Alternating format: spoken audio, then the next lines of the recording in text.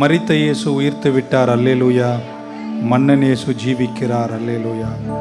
மரணம் அவரை தடுத்து நிறுத்த முடியவில்லையே, கல்லறையும் கட்டி காக்க முடியவில்லையே.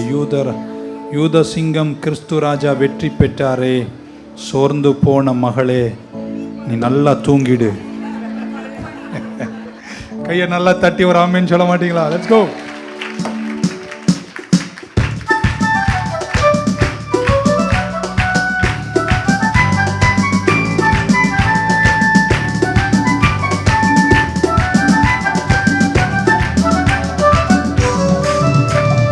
மரித்த இயேசு உயிர்த்து விட்டார், அல்லேலூயா. மன்னன் இயேசு ஜீவிக்கிறார், அல்லேலூயா. மரித்த இயேசு உயிர்த்து விட்டார், அல்லேலூயா. மன்னன் இயேசு ஜீவிக்கிறார், அல்லேலூயா. அல்லேலூயா, அல்லேலூயா, அல்லேலூயா. இந்த கையை தட்டும்போது நல்லா தட்டுங்க. எங்கள் அப்பா சபையில் ஆராதனை நடத்தும் போது கீபோர்டு ட்ரம் எல்லாம் கிடையாது. ஒரு தம்பூரின் தான் இருக்கும். ட்ரம்மு கூட ஒரு சைடு உடஞ்சிருக்கும். அப்போது எல்லோரும் கையை தட்டி தான் பாடுவோம். அன்னைக்கு அந்த 50 பேர் சத்தம் இதை விட அதிகமாக இருந்துச்சு. இன்றைக்கி நமக்கு 2000 பேர் இருக்காங்க, ஆனால் சத்தமே காணும். ஸோ அவர் இப்படி சொல்லுவார்னா, வெண்டைக்காவும் வழக்கெண்ணையும் ஒன்றா சேர்த்து வயட்டினா வழவழன்னு இருக்குமா. அந்த மாதிரி சபை ஆராதனை இருக்கவே கூடாது. பக்கத்தில் வழவழன்னு பாடாத, தட்டாத. அதுக்கு சும்மா இருந்துரு. தட்டுற பாடுறேன்னா நல்லா தட்டி பாடிடணும். Let's go. 1 2 3 4.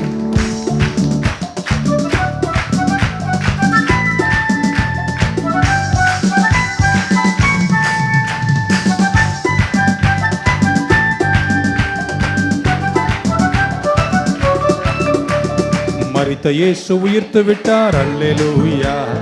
மன்னன் இயேசு ஜீவிக்கிறார், அல்லேலூயா. மரித்த இயேசு உயிர்த்து விட்டார், அல்லேலூயா. மன்னன் இயேசு ஜீவிக்கிறார்.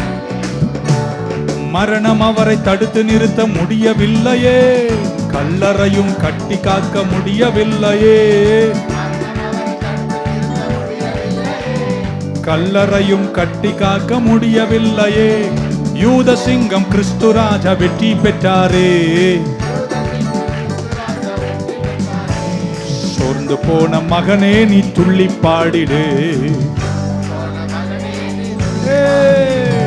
அல்லேலூயா, அல்லேலூயா, அல்லேலூயா. ஜீவிக்கிறார், அல்லேலூயா, அல்லேலூயா. ஜீவிக்கிறார். மரித்த இயேசு உயிர்த்து விட்டார், மன்னன் இயேசு ஜீவிக்கிறார். மரித்த இயேசு உயிர்த்து விட்டார், அல்லேலூயா. மன்னன் இயேசு ஜீவிக்கிறார்.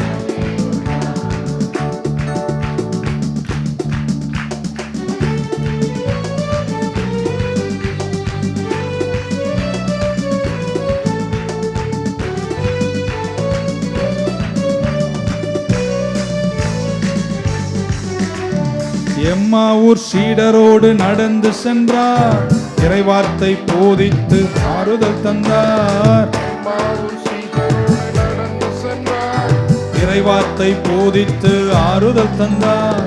அப்பம் கண்களையே திறந்து வைத்தார். அந்த இயேசு நம்மோடு இருக்கின்றார். கையை தட்டி அல்லேலூயா, ஜீவிக்கிறார். அல்லேலூயா, அல்லேலூயா. ஜீவிக்கிறார், அல்லேலூயா. ஜீவிக்கிறார், அல்லேலூயா, அல்லேலூயா. ஜீவிக்கிறார். ஆமென். உலகத்தை வென்று இயேசு உயிர்த்தார். ஆர்ப்பரி. சின்ன வயசுல இதை பாடி பாடி தொண்டை கிளிற வரையும் பாடியிருக்கேன். இப்போதான் பாட்டு குறைச்சிட்டேன். ஆமென். ஸோ வல்லமையான பாடல். நான் நினைக்கிறேன் இதை ஜஸ்டின் பிரபாகரன் எழுதி அமைத்து இசையமைத்து வெளியிட்ட பாடல். அதனுடைய புரட்சிகரமான பாடல். அவருடைய பாடல்களுக்கே தலைப்பு புரட்சி கீதங்கள். அந்த காலத்தில் ரொம்ப என்னை கவர்ந்த ஒரு ஊழிக்காரர். அந்த வார்த்தைகள், அதன் பாடல்கள். இன்னொன்று இருக்குது, இப்போ எல்லாமே பாடுறதுக்குள்ளே நேரம் ஆகிடும், அப்புறம் போயிடும். சரணம் சரணம் முக்தி முதலாக இருந்த எங்கள் முன்னவனே சரணம், முக்தி பெற்ற சித்தம் செய்திட பணிந்துட்டோம் சரணம். Okay, alright. உலகத்தை வென்று இயேசு உயிர்த்தார். Let's go. உலகத்தை வென்று இயேசு உயிர்த்தார் ஆர்ப்பரி. காலத்தை வென்று வெற்றி சிறந்தார் ஆர்ப்பரி. அழகின வென்று அகிலம் சிறந்தார் ஆர்ப்பரி.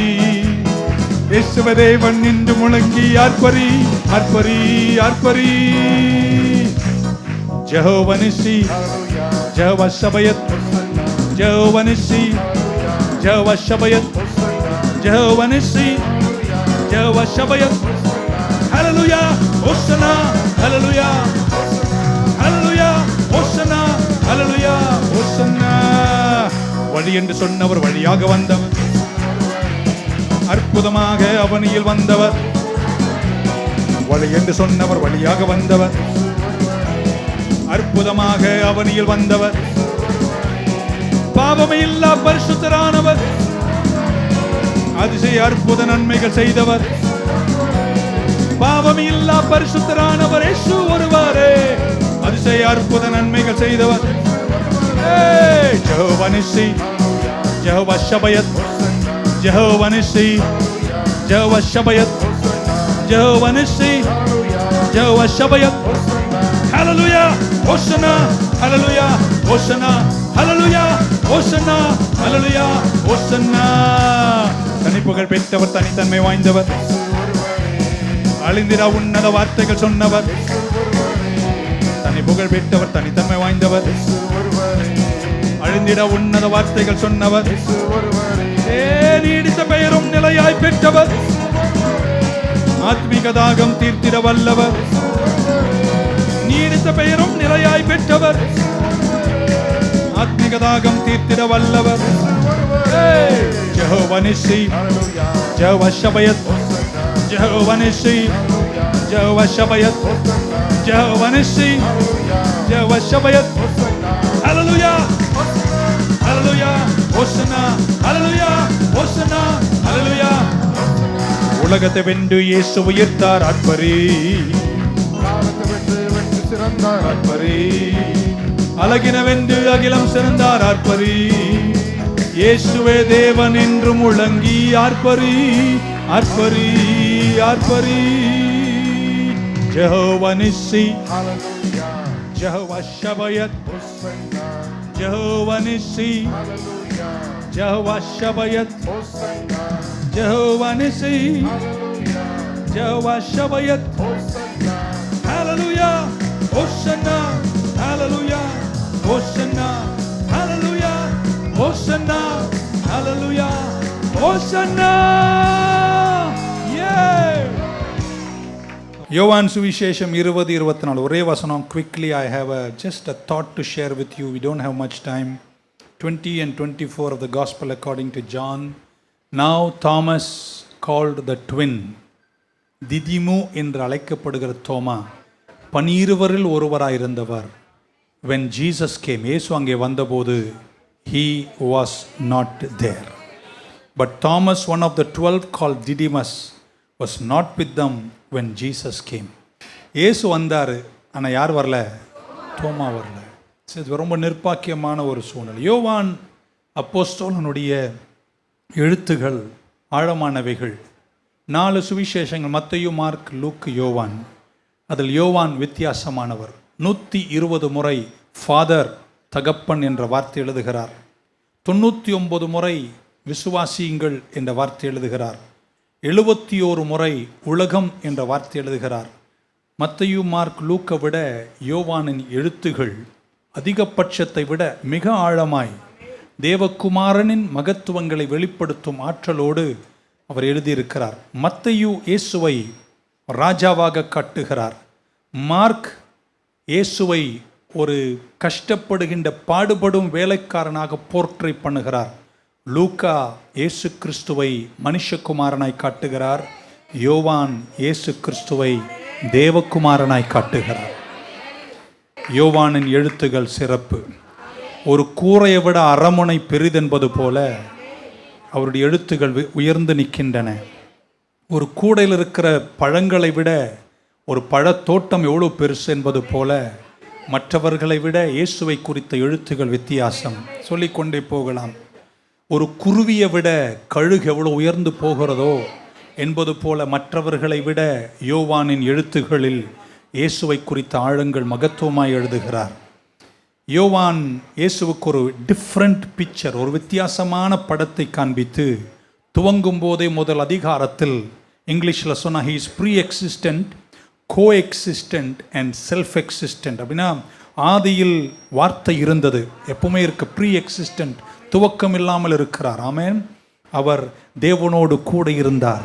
கோ எக்ஸிஸ்டன்ட், கூட இருக்கிறார். அவர் தேவனாயிருக்கிறார். Self existent. அவருடைய எழுத்துகள் ரொம்ப ஆழமானவைகள், மகத்துவமானவைகள். 1ஆம் அதிகாரத்தில் அப்படி எழுதினார். 2ஆம் அதிகாரத்தில் இயேசு கிறிஸ்துவை ஒரு சமுதாய தெய்வமாய் காட்டுகிறார். கல்யாணத்துக்கு கூட அல்ல, வரவேற்பு நிகழ்ச்சிக்கு போகிறார். அங்கே போய் திராட்சை ரசத்தை குறைப்பட்ட போது அந்த ரிசப்ஷனை தூக்கி நிறுத்துகிறார். 3ஆம் அதிகாரத்தில் ராத்திரியில் வந்த நிக்கோதோமுவுக்கு ஒரு நல்ல ஸ்கூல் டீச்சர் போல வேத ஆழங்களை கற்றுக் கொடுக்கிறார். 4ஆம் அதிகாரத்தில் கிணறின் மேல் ஒரு கிணறு ஏறி உட்கார்ந்து ஒரு பாவம் நிறைந்த பெண்மணிக்கு நான் பாவிகளுக்கும் நண்பனாய் இருக்கிறேன் என்பதை அழகாய் எடுத்து காட்டுகிறார். 5ஆம் அதிகாரத்தில் 38 வருஷம் நடக்காதவனை நடக்க வைத்த ஸ்பெஷலிஸ்ட், மருத்துவர்களே சிறந்த மருத்துவராய் தன்னை வெளிப்படுத்தி காட்டுகிறார். 6ஆம் அதிகாரத்தில் வாரி வழங்கும் ஒரு வள்ளலாக 5 அப்பம் 2 மீனை கொண்டு 5000 புருஷர்களையும் ஆண்கள் பெண்கள் குழந்தைகளை போஷிக்கிற அற்புதத்தை செய்கிறார். 7ஆம் அதிகாரத்தில் அவர் இயேசு கிறிஸ்துவை ஜீவ தண்ணீராக உறைவிடமாய் காட்டுகிறார். 8ஆம் அதிகாரத்தில் சிறந்த ஸ்மார்ட் டிஃபென்ஸ் அட்டார்னி. ஆமேன். கையும் களவுமாய் விபச்சாரத்தில் பிடிபட்ட பெண்ணை கொண்டு வந்து தூக்கி எறிந்து கல்லெறிந்து கொல்லவா என்று கேட்டபோது அழகாக அந்த பெண்மணியை தப்ப வைத்து இனியும் நீ பாவம் செய்யாதே என்று அனுப்பி வைத்த மகத்துவங்களை காலங்கள் பிரசங்கிக்க அழகாக யோவான் 8ஆம் அதிகாரத்தில் எழுதுகிறார். 9ஆம் அதிகாரத்தில் இருளில் பிரகாசிக்கிற வெளிச்சமாய் இயேசு கிறிஸ்துவை 9ஆம் அதிகாரத்தில் காட்டுகிறார்.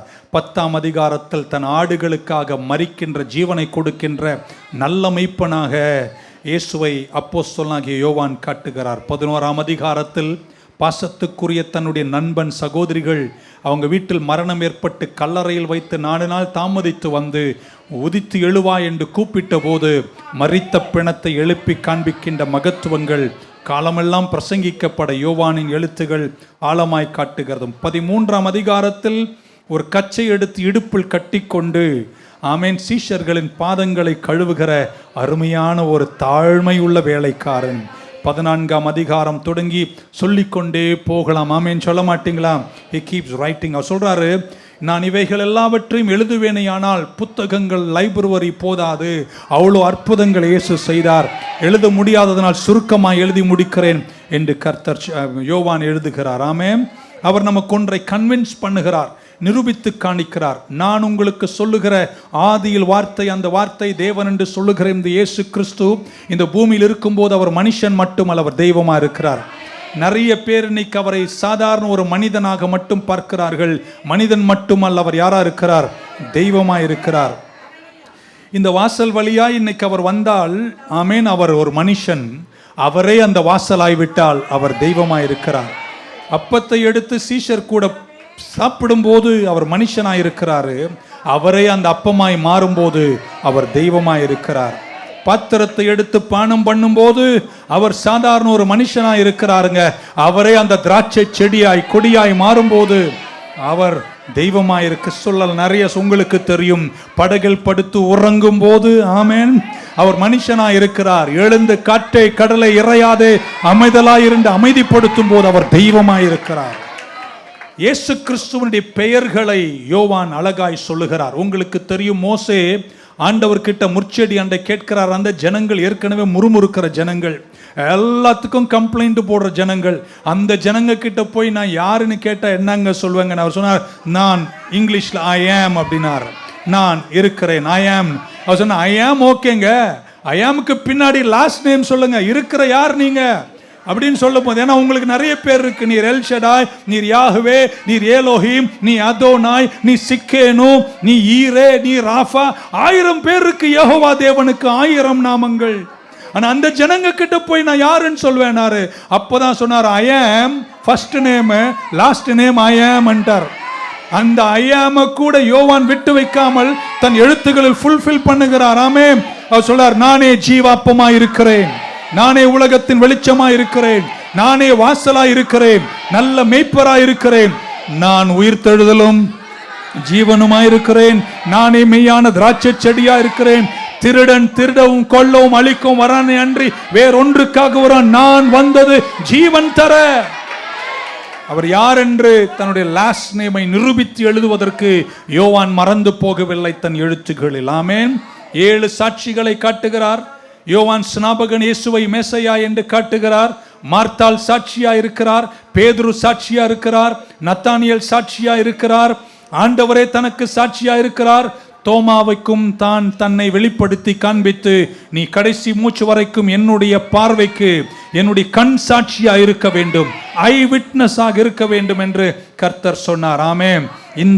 இந்த நாளில் ஆமென், தோமா ஆண்டவருக்கு ஒரு சாட்சியா இருக்க வேண்டும் என்றுதான் கர்த்தர் தோமாவை டிசைன் பண்ணியிருக்கிறார். இயேசு உயிர்த்தெழுந்த சாட்சி யாருங்க? தூதர்கள் இயேசுவை கண்டார்கள் முதலில். ஆமென். they saw them first.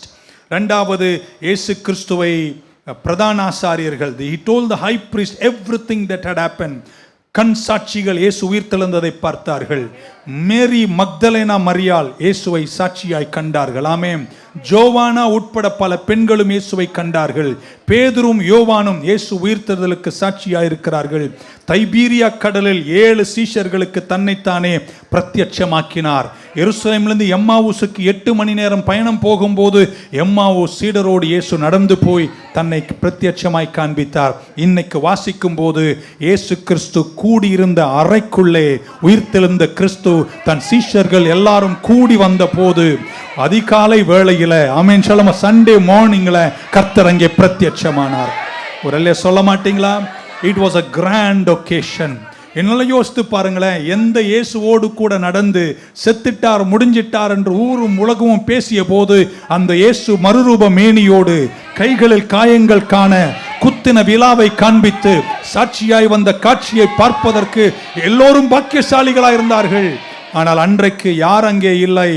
தோமா எங்கே இல்லை? he shows up on the first Easter Sunday. Amen. grand occasion. இயேசு வாசல் வழியாய் வாசலினூடே வந்து அவர்கள் மேல் அவர் பக்கமாய் வந்து நின்று அவர்கள் மேல் சுவாசத்தை ஊதி உங்களுக்கு சமாதானம் உண்டாவதாக என்றார். இப்படிப்பட்ட ஒரு பரவசம் ஊட்டுகிற கிறிஸ்து, உயிர்த்தெழுந்த கிறிஸ்து மேனியோடு வந்து நிற்கிற காட்சியை காணுகிற அந்த நாளை யார் இழந்தான்? தோமா இழந்தான். பக்கத்துல யார் இழந்தாலும் சபை கூடி வருவதை நான் விட மாட்டேன்னு சொல்றவங்க மட்டும் ஒரு அல்ல சொல்ல மாட்டீங்களா? ஹல்லேலூயா. நிறைய நாள் நம்ம வராத போதெல்லாம் நான் நினைக்கிறேங்க, ஏதோ ஒன்று கர்த்தர் சமூகத்தில் நம்ம இழந்துட்டு இருக்கிறோம். இன்னைக்கு இதுல பார்ப்போம், தோமா எதை இழந்தான்? நான் இப்படி சொல்றேன், தோமா சமாதானத்தை இழந்தான். ஏன்னா அவர் உள்ள வந்து முதல் முறை சீஷரை உயிர்த்தெழுந்த பின்பு சந்திச்ச போது முதலில் சொன்ன வார்த்தை, உங்களுக்கு சமாதானம் உண்டு. எத்தனை பேருக்கு இன்னைக்கு வாழ்க்கையில சமாதானம் வேணும்? எத்தனை கோடி இருந்தாலும் சமாதானம் இல்லைன்னா நம்மளே ஒரு காலத்துல சொல்லுவோம், கோடி இல்லைன்னா கூட பரவாயில்லப்பா, எங்கே நிம்மதி? ஓகே, இருக்கீங்களாங்க? பவுல் அப்போஸ்தலனாகிய பவுல் பிலிப்பியருக்கு எழுதும்போது சொல்றாரு, நீங்கள் ஒன்றை குறித்தும் என்ன செய்யாதீங்க, விசாரப்படாமல் ஆங்ஷியஸா இருக்காதீங்க. இன்னும் சொல்ல போனா அதனுடைய கிரேக்க அர்த்தம் ஸ்ட்ரெஸ் ஆகாதீங்கன்றார். ஆமென். ஸ்ட்ரெஸ்ன்னு ஒன்று வந்தாலே உடலெல்லாம் கெட்டு போயிருங்க. ஸ்ட்ரெஸ் நிறைய வந்தா ஸ்டமக் ப்ராப்ளம் வருங்க. ஸ்ட்ரெஸ் நிறைய இருந்தா ஹார்ட் ப்ராப்ளம் வருங்க. ஸ்ட்ரெஸ் நிறைய இருந்தா அந்த வழியா போற வியாதியெல்லாம் உங்களுக்கு வரும். ஏன்னா உங்களுடைய சரீர சக்தி குறையும், இம்யூனிட்டி குறையும். ஆகையால் துவக்கத்திலே கர்த்தர் சொல்ற வார்த்தை, உங்களுக்கு சமாதானம் உண்டாவதாக. 2 கையை நீட்டி பக்க சொல்ல, உனக்கு சமாதானம் உண்டாவதாக. அவங்கள பார்த்து சொல்லுங்க, ஏங்க என்ன முறைச்சு பார்க்குறீங்க? உங்களுக்கு சமாதானம் உண்டாவதாக. ஆமென் சொல்ல மாட்டீங்களா? சமாதானம் இருந்தாலே ஸ்ட்ரெஸ்ஸை ரிலீஸ் பண்ணிடும், ஸ்ட்ரெஸ்ஸை குறைச்சிடும், வாழ்க்கை நல்லா இருக்கும். எடுத்த உடனே சொன்ன வார்த்தை, உங்களுக்கு சமாதானம் உண்டாவதாக. சிலர்லாம் வேண்டாத மாதிரி உட்காந்துருக்கு. இன்னொரு வாட்டி சொல்ற, உங்களுக்கு சமாதானம் உண்டாவதாக.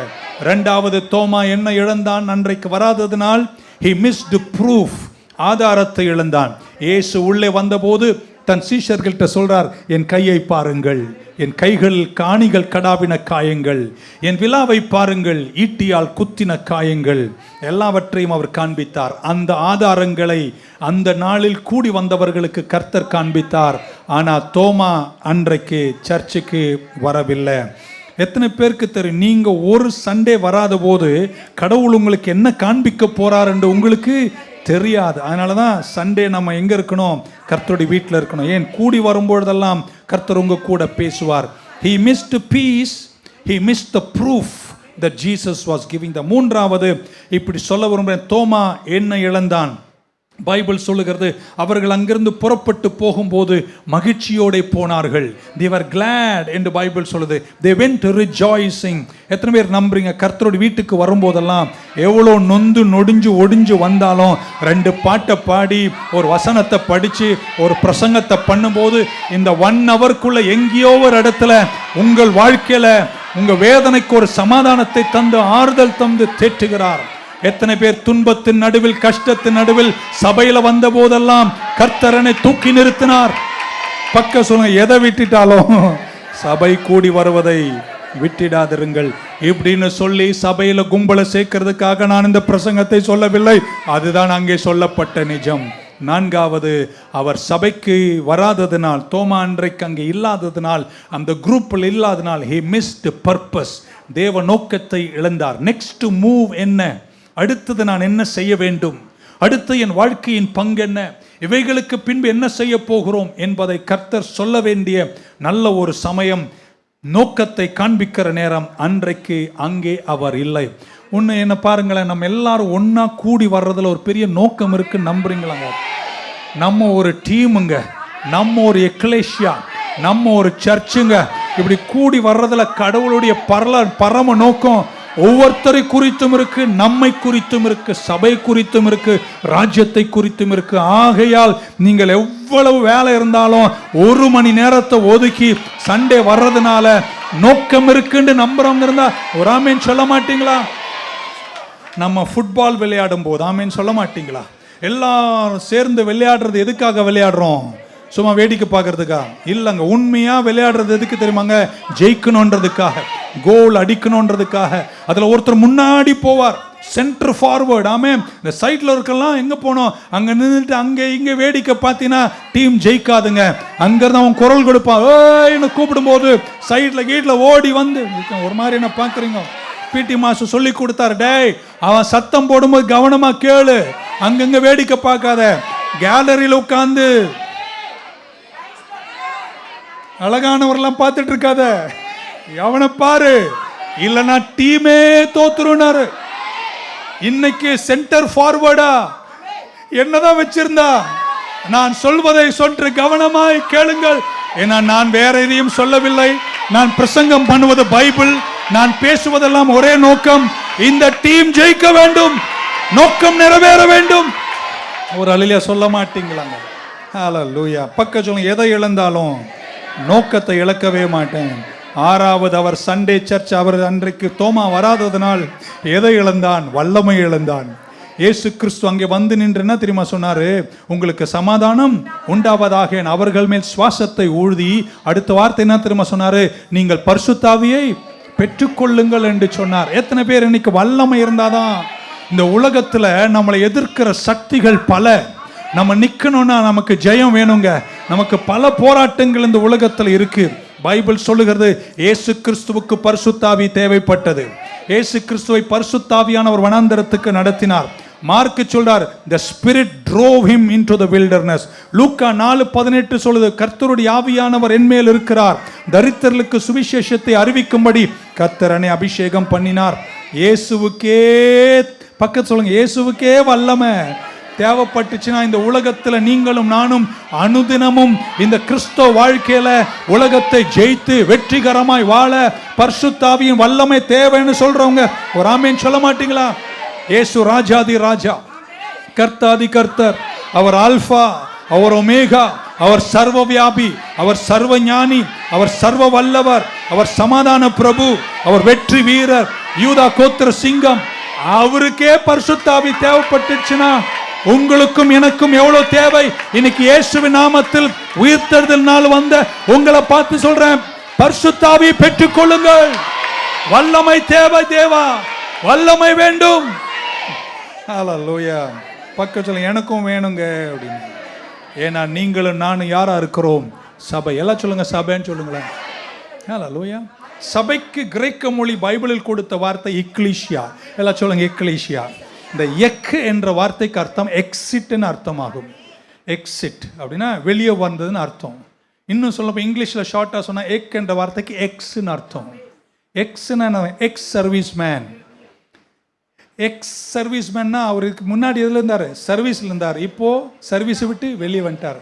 இங்கே உட்காந்துருக்க நம்ம எல்லாருமே எக்ஸ் தான். புரியல? எக்ஸ் பாவி, எக்ஸ் துரோகி, மிச்செல்லாம் சொல்லாமா பட்டியல் வேணால. எக்ஸ் ஆல்கஹால், எக்ஸ் கஞ்சா, எக்ஸ் டேஷ், எல்லாம் எக்ஸ் தான். நீங்களாம் பிறந்த பரிசுத்தவான்கள் மாதிரி என்ன பார்க்குறீங்க. இந்த சிலர்லாம் அப்படி தான். அவங்க வந்து பிறக்கும் போதே அப்படியே கீழே வந்து பொத்துன்னு பரிசுத்தமாக விழுந்துட்டாங்க. விழுந்ததுலேருந்து அப்படியே பரிசுத்தமாக இருக்காங்க. நம்மெல்லாம் அப்படி இல்லை.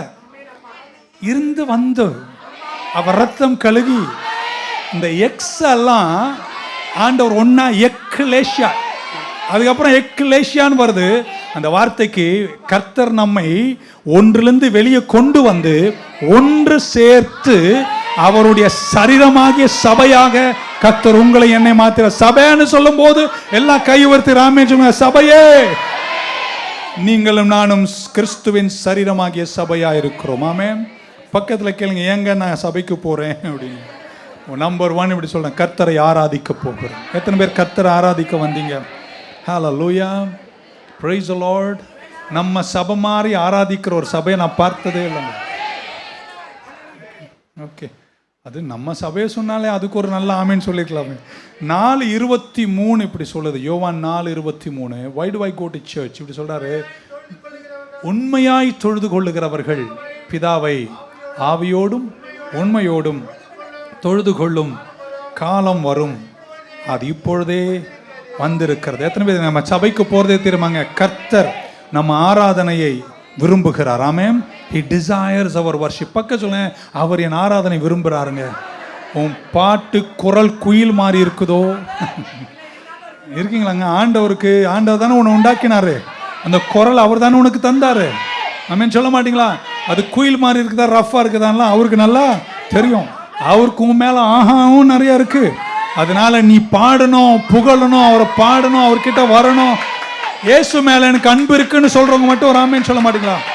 Why do I go to church? He desires my worship. என் ஆராதனை கர்த்தர் விரும்புகிறார். 2, என் ஆராதனைக்கு அவர் பாத்திரவானா இருக்கிறார். எதுமே அவர் ரட்சகர்னு சொல்றீங்க, அவர் என் தகப்பன்னு சொல்றீங்க, அவர் மேல் அன்பு கொண்டவங்க ஆமென் சொல்ல மாட்டீங்களா? He deserves my worship. என்னுடைய ஆராதனைக்கு அவர் பாத்திரராக இருக்கிறார். அதெல்லாம் பைபிள் சொல்ல, எல்லா துதியும் எல்லா கனமும் எல்லா மகிமைக்கும் அவர் ஒருவரை பாத்திரர். பாத்திரர்னு சொல்லும்போது ஆமென் சொல்லுங்க, அவர் பாத்திரர். 3வது இப்படி சொல்றாங்க, he demands our worship. நம்முடைய ஆராதனை செய்யணும்னு கர்த்தர் கட்டளையிடறாருங்க. 4:24 படிச்சோம், கர்த்தர் ஆவியா இருக்கிறார். God is spirit. இங்கிலீஷ்ல படிக்கிறேன் பாருங்க, என் கூட இங்கிலீஷ் தெரிஞ்சா படிங்க. He demands our worship. God is spirit and those who worship him. அடுத்த வார்த்தை இங்கிலீஷ்ல என்னங்க சொல்ல மாட்டீங்களே? We must, those who worship him must என்றார். இங்கிலீஷ்ல மஸ்ட்னு வந்தா என்ன தெரியுமாங்க? வேற வழியே இல்லை. என்ன ஆராதனை பண்றதுன்னு டிமாண்ட் பண்றேன்றார். இருக்கீங்கன்னா ஒரு ஆமென் சொல்ல மாட்டீங்களா? God is a spirit and those who worship him must worship him in the spirit and truth. Amen. He demands our worship. எத்தனை பேர் என் ஆண்டவர் துதிக்கு பாத்திரர்? ஆண்டவரை நேசிக்கிறீங்களாங்க? ஒன்னே ஒன்று கேட்குறேங்க, ஒருத்தர் மேலே உங்களுக்கு நிறைய அன்பு இருந்துச்சுன்னு, சார் சும்மா அப்படி மாதிரி ரொம்ப காதல் இருந்துச்சுன்னு வைங்களேன், நீங்கள் எங்கே இருப்பீங்க? நம்மால் ஏன் பஸ் ஸ்டாண்டில் போய் தொங்குறான்? ஏன்னா அவங்க மேலே ஏதோ ஒன்று இருக்கு. இப்போ இன்னைக்கு யார் சிலர்லாம் வரலன்னா என்ன அர்த்தம்? அவர் மேலே அன்பு இல்லைன்னு அர்த்தம். நீங்கள் வந்தவங்களாம் யார் தெரியுமாங்க? அவர் மேலே அன்பு உள்ளவங்க. ஏங்க உங்களை திட்டினேன்னா, நான் வரலன்னா தலையெல்லாம் அறுத்துருவேன்னு சொன்னாரா? உங்கள் கால் உடைப்பதாகன்னு சொன்னேனா? தக்காளி மாதிரி சுருங்குவீங்கன்னு சொன்னானா? அதெல்லாம் சொல்லாமலே நீங்க ஏங்க வந்தீங்க? அதையும் விட்டுட்டு ஏங்க வந்தீங்க? நான் ஒரே ஒரு காரணம் நியூ லைஃப் சர்ச்சில் சொல்றேன். நீங்க வந்தீங்கல்ல அப்படின்னா என்ன அர்த்தம்? நீங்க யார் மேல காதல் கொண்டு இருக்கீங்க?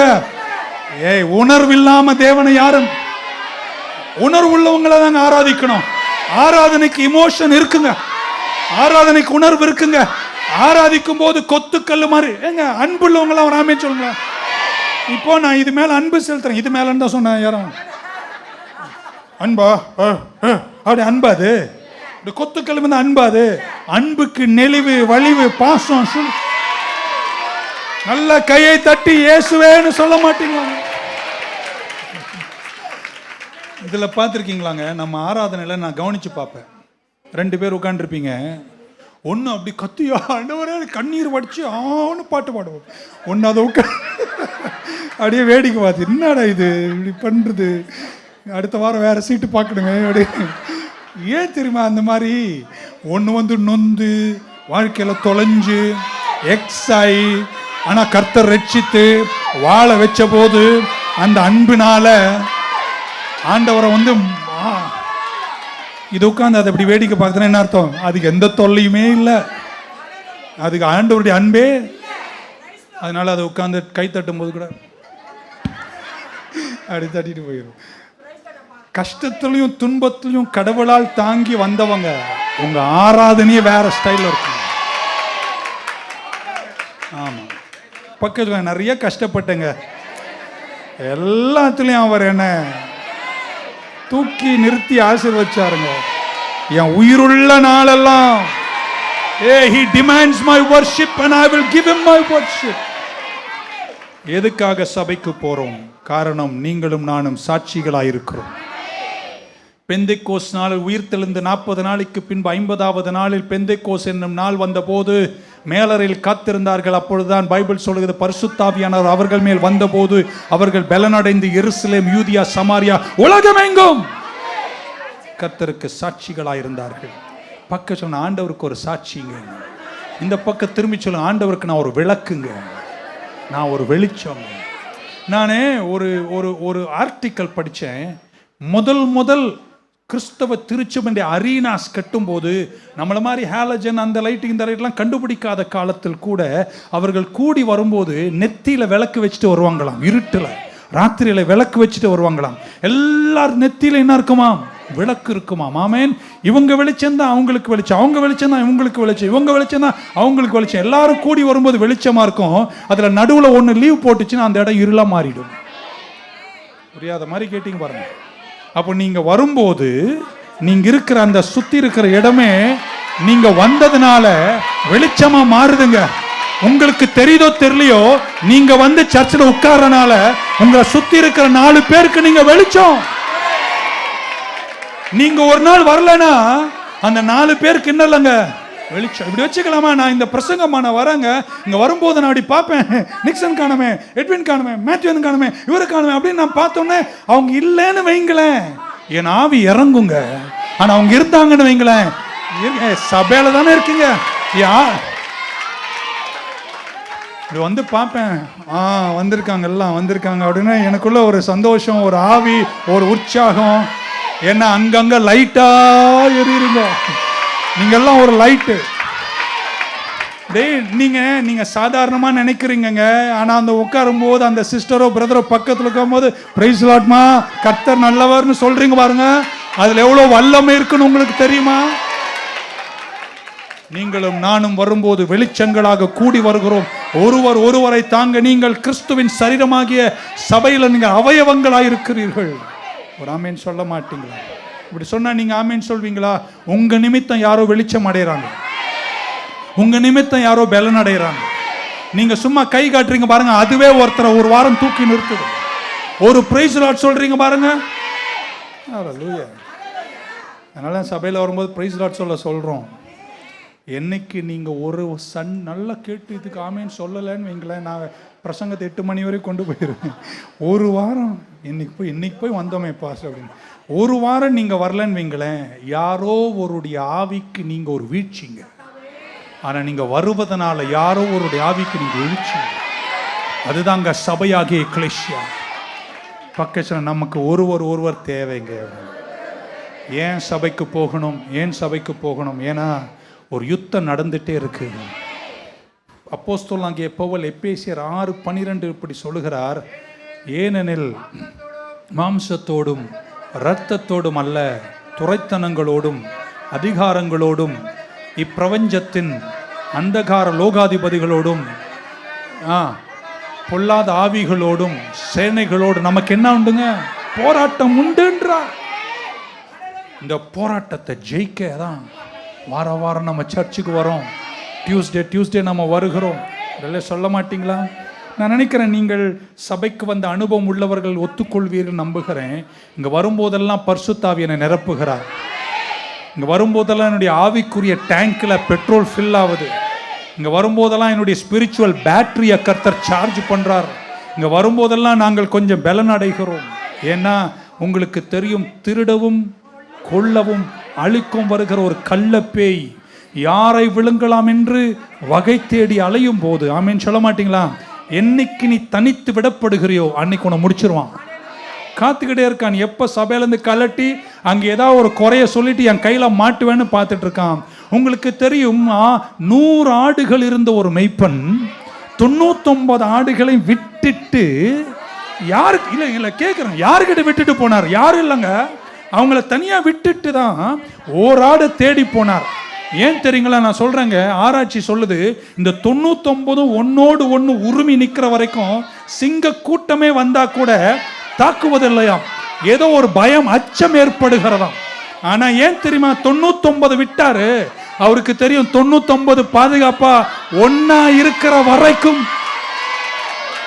அத சாத்தான் கவ்வ முடியாதுன்னு நல்லா தெரிஞ்சு 99 விட்டுட்டு ஒன்ன தேடி போனார்.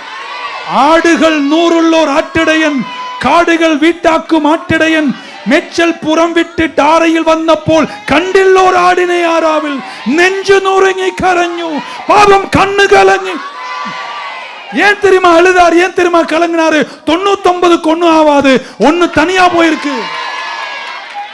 சண்டே சண்டே சண்டே சண்டே நீங்க இருக்க வேண்டிய இடம் கர்த்தருடைய வீடு. ரொம்ப கஷ்டமா இருந்துச்சா வரல, இல்ல கஷ்டமா இருக்கும் போதுதான் நீ வரணும். முடிக்கிற நிறைய சொல்லணும், நமக்கு நேரம் வேற இல்லை. பாருங்க, கேன்சர்னு ஒரு வியாதின்னு சொல்லுவாங்க. அதுக்கு எவ்வளோ விளக்கங்களுக்கு நான் டாக்டர் கிடையாது. ஆனால் நம்ம உடம்புல இருக்கிற ஒரு செல் என்ன சொல்லுது, நான் எதுக்கு உங்க கூடலாம் இருக்கணும், நான் தனியாகவே பெருசாகிடுவேன்னு சீக்கிரம் வெட்டி போட்டுருவாங்க.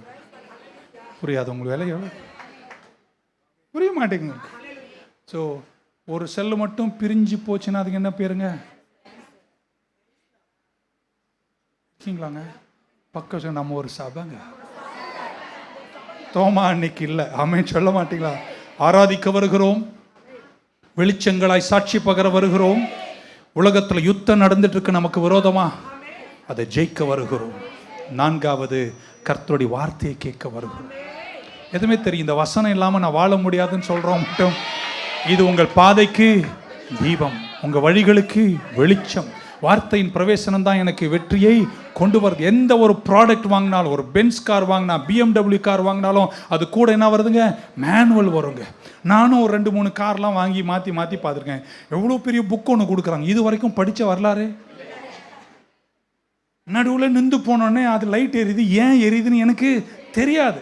ஆனால் அது வந்த போதே உட்கார்ந்து 2 நாள் ஒழுங்காக படிச்சிருந்தா அது ஏன் எரியுதுன்னு நல்லா.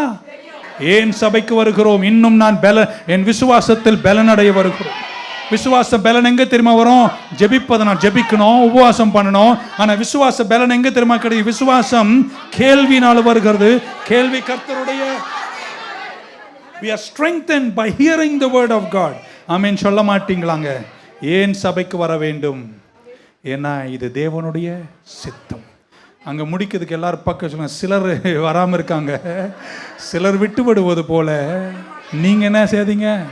விட்டுடாதீங்க. ஏன்னா நீங்கள் வராத அன்னைக்கு தான் அவர் வந்து உனக்கு சில ஆதாரங்களை காட்ட போறாரு. சபை வேற யாருடையும் அல்ல, கர்த்தருடையது. பில்டிங் வேணால் யார் பாஸ்ட்டுக்கு சொந்தமாக இருக்கலாம், இல்லை ஒரு ஸ்தாபனத்துக்கு சொந்தமாக இருக்கலாம். ஆனால் சபையாகி நீங்கள் யாருக்கு தெரியுமா சொந்தம்? கர்த்தருக்கு சொந்தம். அவர் எப்படி தெரியுமா சொல்கிறார்? இந்த கல்லின் மேல் என் சபைன்ட்டார். என் சபை. Thomas mist search. தோமா சபையை இழந்தான். ஆமென் சொல்ல மாட்டீங்களா? சீஷர்கள் 10 பேரும் இயேசுவை கண்டார்கள், காயங்களை கண்டார்கள். பைபிள் சொல்லுகிறது, அவங்க தோமாவை பார்த்தபோது சொல்கிறாங்க, நாங்கள் இயேசுவை பார்த்துட்டோம். அதுவும் கிரீக் மொழி எப்படி சொன்னால் பார்த்துட்டோன்னு ஒரு வாட்டி சொல்லிக்கிட்டே இருந்தாங்களாம். அப்படின்னா வெறும் பேரை வரையும் சொல்லிப்பாங்க, நீ வரலல்ல.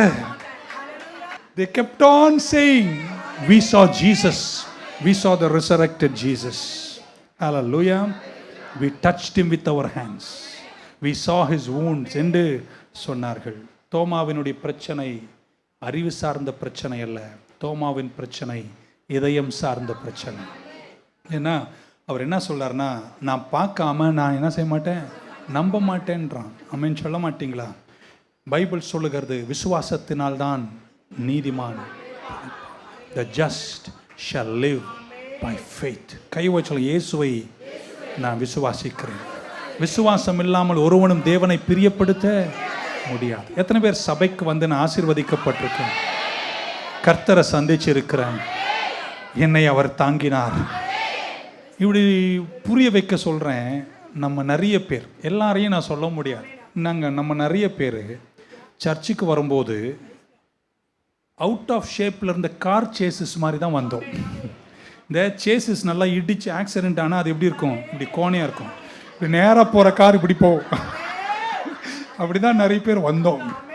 சிலர் இன்ஜின் ஸ்டக்காக இருந்துச்சு, டிரான்ஸ்மிஷன் கியர் வந்து எங்கேயும் போகல, radiator boiling, tyre flat, brake சுத்தமாக வேலை செய்யலை, எந்த லைட்டுமே எரியலை, இன்க்ளூடிங் எல்லா லைட்டும் ஒன்றுமே வரல. அப்படிப்பட்ட ஒரு உடைஞ்சு போன உதவாத காரை மீண்டும் புதிதாக்கி BMW மாதிரி உங்களை ஷைன் பண்ணி இவ்வளோ ஆசீர்வதிச்சு இவ்வளோ மேன்மைகளை தந்தார். கர்த்தர் எனக்கு நல்லவர் என்று சொல்றவங்க இருந்தா இந்த உயிர்த்தெழுந்த நாளில் கையை தட்டி ஆமேன்னு சொல்ல மாட்டீங்களா? என் வாழ்க்கையின் துண்டுகளை எடுத்து, உடைஞ்சு போன துண்டை எடுத்து, ஒண்ணுமில்லாம போன எங்க குடும்பத்தை எடுத்து இவ்வளோ தூரம் வாழ வச்சாரே, நன்றி உள்ளவங்க கையை தட்டி ஆமேன்னு சொல்லுங்க பார்க்கலாம். நான் இருந்த வண்ணமா தான் அவர்கிட்ட வந்தேன், உடைஞ்சு வந்தேன், வருத்தத்தோடு வந்தேன். ஆனால் அவர்கிட்ட வந்தபோது என் வீடாக மாறினார். உன்னதமானவரின் உயர் மறைவிடமாய் மாறினார். He became my resting place. பக்கத்தில் அவர் இல்லாம நான் இல்லைங்க என்று சபையை கர்த்தர் கூட்டி சேர்த்தார். 2 கையை உயர்த்தும் போது சத்தியம் சொல்லட்டுமாங்க, இந்த சபைக்காக கர்த்தர் சீக்கிரம் வரப்போகிறார். இன்னொரு முறை சொல்லும் போது ஆமீன் பலத்ததா இருக்கட்டும். மாரநாதா, இந்த சபைக்காக இயேசு வானமேகத்தில் சீக்கிரம் வருகிறார். தோமா வந்து சீஷருங்கிட்ட சொல்றாங்க, நீங்க என்னதான் சொன்னாலும் நான் என்ன செய்ய மாட்டேன், நான் பார்த்தாதான் நம்புவேன். இதை பேசும்போது இயேசு அங்கே இருக்காரா? இல்லை, அவர் போயிட்டார். அவர் 40 நாள் சுற்றி திரிகிறார். பலருக்கும் 500க்கும் மேற்பட்டவர்களுக்கு தன்னை பிரத்யட்சப்படுத்துகிறார். ஸோ அவர் அங்கே இல்லை. ஆனால் தோமா பேசுறது அவருக்கு நல்லா பார்த்துக்கோங்க. உட்காந்து உயியும் பேசுகிற பாரு, தெரியுமா? நீ நினைக்கிற அவர் கேட்கலன்னு, அவர் கேட்டுட்டு தான் இருக்காரு. ஆனால் அவர் இங்கே இல்லாத மாதிரி உனக்கு தெரியுது. அடுத்த வாரம் வராருங்க சண்டே. தோமாவை பார்த்தாரா? தோமா ஐயன் ஏய் தொடரான்னாரு. இவன் யோசிக்கிறான், நம்ம இது சொன்னதெல்லாம் இவர் இல்லையே, அதுக்கப்புறம் சீஷர் கூட நான் இருந்திருக்கேன், இவருக்கு எப்படி இதெல்லாம் தெரிஞ்சிச்சு? நீ என்ன கம்ப்ளைண்ட் பண்ணாலும் அவருக்கு நல்லா, உன்னை உண்டாக்கியவர், உன்னை சிருஷ்டித்தவர், உனக்காக ஜீவனை கொடுத்தவர், உன்மேல் கண்ணை வைத்து வாயிலிருந்து சொல் புறப்படுவதற்கு முன்பாகவே உன் சிந்தனைகளை அறிந்த தெய்வம். நீ எதை பேசினாலும் அவருக்கு நல்லா. உடனே தோமாவை பார்த்து சொன்னார், தோமா நீ என்னை தொட்டு பார். ஆமென் சொல்ல மாட்டீங்களா? He says touch me. இங்கே தான் அங்கே குத்தனான் பாடுறா, தொட்டு பாருனாரு. தொட்டு பார்த்தாரு. நீ என்னை தேடிட்டு இருந்தியாமே, அதுலேயும் நீ கண்டாதான் விசுவாசிப்பேன்னு சொன்னியாமே, ஆமேன்னு சொல்ல மாட்டீங்களா? பக்கத்தில் முறுமுறுக்கும் போது கொஞ்சம் கவனமாக இருக்கு. அவர் இல்லைன்னு நினச்சி நீ எதை வேணால் பேசிகிட்டு இருக்கலாம், ஆனால் அவர் எல்லாத்தையும் கேட்டுட்டு தான் விளக்கமாக அது ஒரு நாள் நம்ம பேசணும். So stop complaining about what you don't have. ஒன்று சொல்லட்டுமாங்க, ஏதோ ஒரு நாள் கவனமாக கேளுங்க, ஏதோ ஒரு நாள் நம்ம வாழ்க்கையில் கர்த்தரோடு நடக்க நடக்க நடக்க நடக்க நடக்க பல துன்பங்கள் பல கஷ்டங்கள் வரும்போது எத்தனை பேர் ஒரு நாள் நினச்சிருங்க, எதுவுமே இல்லைனாலும் பரவாயில்லைங்க, இயேசு இருக்கார்ல அது போதும் என்று நினைக்கிற அளவிற்கு ஒரு நாள் அப்படி யோசித்த நேரம் வந்திருக்குமோ? அதுதாங்க மனித முடிவு. That's the end of a believer's life. தோமா சொன்னா, நான் நம்ப மாட்டேன், நான் ஆணிகள் பாய்ந்த உன் காயங்களை பார்க்கணும். நன்றி உள்ளவங்களா இருப்போமா? எனக்காக கால்வரியில் எல்லாத்தையும் செஞ்சு முடிச்சிட்டார். எபேசியர் 2:8 பவுல் சொல்றார், அவனை கிருபையால் ரட்சித்தார். ரோமர் 5 சொல்றார், விசுவாசத்தினால் என்னை நீதிமான் ஆக்கினார். அப்போஸ்தலர் 20:28 சொல்றார், ரத்தத்தால் என்னை மீட்டு கொண்டார். 1 யோவார் 5:13 சொல்றார், அவர் வார்த்தையால் என்னை ஒரு முத்திரையிடுகிறார். எபேசியர் 1:13 சொல்றார், அவர் பரிசுத்தாவி என்னை முத்திரையிடுகிறது. 1 பேதுரு 5 சொல்றார், வல்லமை என்னை பாதுகாக்கிறது. யூதா 1:24 சொல்றார், குமாரன் என்னை அவருக்கு முன்பாக நிறுத்துவார். இதெல்லாம் எனக்கு அவர் செய்வதற்கு அவர் தோமாக்கு இறங்கி வந்து என்னை தொட்டுப்பாருன்னு தன்னைத்தானே தாழ்த்தி, நீ விசுவாசிக்கலனாலும் உன்னை விசுவாசிக்க வைக்க என்னை தொடுங்கள் என்று இறங்கி வந்த தெய்வம். எதுவுமே நம்புறீங்க? என்னை வாழ வைக்க, என்னை உயர்த்த, என்னை தூக்கி நிறுத்த. நான் கூட பெருமையில் இருந்தபோது என்னுடைய பெருமையை கூட பாராமல் எனக்காக தாழ்த்தின என் இயேசுவுக்காக எத்தனை பேர் கையை உயர்த்தியோ கையை தட்டி ஆமேன்னு சொல்ல மாட்டீங்களா? He stooped down for me. வானம் விட்டு இறங்கி வந்தார், மண்ணுக்கு வந்தார். ஆமேன் சொல்ல மாட்டீங்களா? எனக்காக தன் கைகளை ஆணிகளுக்கு ஒப்பு கொடுத்தார். எனக்காக தன் விலாவை ஈட்டிகளுக்கு ஒப்பு கொடுத்தார். எனக்காக தன் தலையை முள்கிரீடத்திற்கு ஒப்பு கொடுத்தார். அவர் எனக்காய் மரித்தார், எனக்காக அடக்கம் பண்ணப்பட்டார், எனக்காக 3ஆம் நாள் உயிர்த்தெழுந்தார். 3 இரவும் 3 பகலும் மனுஷகுமாரன் பூமியில் இருப்பார் என்று சொன்ன வார்த்தை நிறைவேற அதிகாலை ஞாயிற்றுக்கிழமை இயேசு உயிர்த்தெழுந்தார். இதெல்லாம் அவர் எனக்காக செஞ்சார் என்று நம்புறவங்க மட்டும் ஒரு அல்லைய சொல்ல மாட்டீங்களா? 124ஆம் சங்கீதத்தை சொல்லி என் செய்தி முடிக்கிற சங்கீதக்காரன் சொல்றான், கர்த்தர் எனக்காக என் பட்சத்தில் இல்லாமல் இருந்திருந்தால் நாங்கள் என்ன ஆயிருப்போம்? ஆமேன் சொல்லமான கர்த்தர் தாமே. அவர்கள் கோபம் நம்மை எரிகையில் நம்மை உயிரிடை விழுங்கி இருப்பார்கள். அப்பொழுது தண்ணீர்கள் நம்மை பாய்ந்து வெள்ளங்கள் நம்ம ஆத்துமாவின் மேல் பெருகி கொந்தளித்த ஜனங்கள் நம்முடைய ஆத்துமாவின் மேல் புரண்டோடிட்டு என்று இஸ்ரவேல் இப்பொழுது சொல்வதாக நம்மை அவர்களுடைய பற்களுக்கு இரையாக ஒப்பு கொடுத்திருக்கிற கர்த்தருக்கே ஸ்தோத்திரம். என்னை தப்ப வச்சாருங்க, கண்ணியை தெறிக்க வச்சாருங்க, என் கட்டுகளை உடைச்சாருங்க, என் பாவத்தை மன்னிச்சாருங்க, என்னை வாழ வச்சாருங்க, துன்பத்துல விடுவிச்சாருங்க. வெள்ளம் தலைமையால ஓடிச்சு, என்னை கைவிடலங்க. சத்துருக்கள் பொங்கி வந்தாங்க, அவங்க விழுந்தாங்க. கர்த்தர் என்னை கைவிடல. என்னை முடிக்க நினைச்சாங்க, அவங்க முடிஞ்சாங்க. கர்த்தர் என்னை முடிக்கல. எனக்கு குழிய வெட்டினாங்க, அந்த குழியில் அவங்களே விழுந்தாங்க. கர்த்தர் என்னை கைவிடல. இம்மட்டும் என்னை நடத்தினார். அவர் நல்லவர், அவர் கிருபை என்றும் உள்ளது. ஒரு ஆமேன் சொல்ல மாட்டீங்களா? கர்த்தர் நம்ம கூட இருந்து இதெல்லாம் நமக்கு செய்யலனா இன்னைக்கு நம்ம எங்க இருந்திருப்போம்? என்ன பாஸ்டர் சொல்ல வரீங்க?